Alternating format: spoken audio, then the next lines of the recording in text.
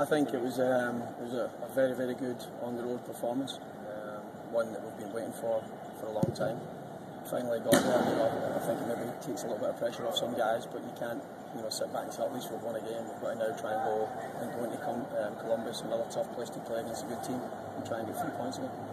John, when you look at the win that you got in Chicago, for a team that like this, psychologically, what does it do for them as a player, knowing that you're able to win on the road going into your next game? Well, I think, a little bit of luck with the green that we haven't had in the last month or so, and I think you need that on the road. You need it in any game, any walk of life. You need a little bit of luck to fall your way sometimes, and we definitely got that. I think there's some very, very good performances. One at the tip of my tongue was probably Troy Perkins. I think he pulled off 3 incredible saves. That's why we brought him here to come up big in games when we were kind of against it a little bit, and he did. He came up big time for us. I still think we gave up too many shots at goal and too many looks at goal. I think it's something that we've harped on about. With the modern soccer ball, the way it is and the way it flies so quick now, you can't give guys the time to line up a shot at goal even from 20, 30 yards from goal, because so many players nowadays can manipulate the ball and bend it and put power on it, and these things move for fun like a ping pong ball sometimes.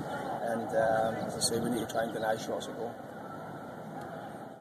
Are you going to stick with that, or is this sort of a work in progress as you're moving forward? What, the formation? The formation. Yeah, I think, as I say, I wasn't too happy with the way it panned out in the first half against Seattle. I thought we got better as the game wore on with it. We did well against Chicago with it, so I don't see no reason why we shouldn't stick to the same formation, the same players. Is there any concern that with this being a young team, are you concerned that you're throwing too much at them, or do you feel like they should be able to understand what you're asking from them? I think it's a bit of both, Jeff. I think if you look at it from a European point of view, that most players at 20, 21, or if you're good enough and you're playing in the first team, you're an established player and you know the game. But the thing is, it's been it's another fine, so unprofessional. Now you've thrown it off.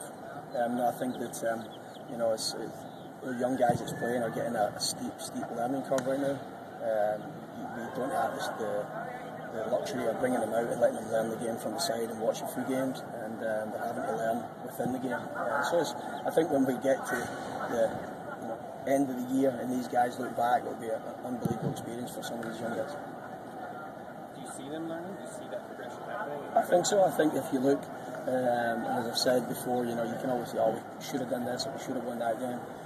I think there's not been many games where we've took backward steps. I think if you look at the progression from the first game of the season to now, I think that we've looked more comfortable. I think we've played some really good football here at times and matched up against some of the best teams in the league over a 90-minute period. So that bodes well for the future. What we need to try and do is try and string that together consistently on the road and at home.